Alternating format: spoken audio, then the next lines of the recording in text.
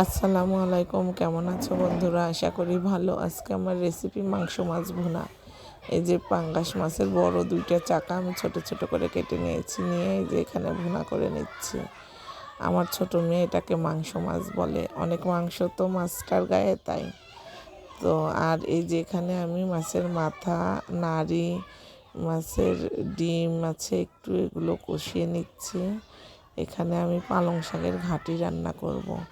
সিম, আলু, বেগুন দিয়ে দিলাম, দিয়ে ওই মাথার সঙ্গে ভালোভাবে কষিয়ে নিচ্ছি। এই যে পানি দিয়েছি হালকা, কয়েকটা কাঁচামরিচ দিয়ে এখন আমি শাক দিব।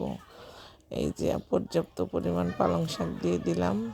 সেই শাকগুলি দিয়ে এখন মনে হচ্ছে কড়াইয়ে আটবেই না, একটু পরে দেখব যে তলানিতে যে পড়ে আছে। তো যাই হোক, শীতকালে এই সবজি দিয়ে পালং শাকটা রান্না করলে আমার ভালো লাগে। পালং শাক ভাজির চেয়ে ঝোল রান্না আমার বেশি ভালো লাগে।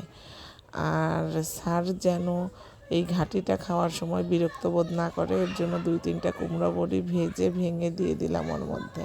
তো এই ছিল আমার আজকের রেসিপি। যাই হোক, সবাই ভালো থাকবে, সুস্থ থাকবে, আর আমার জন্য দোয়া করবে। এই যে আমার পালংয়ের ঘাটি আর হলো মাংস মাছ ভুনা।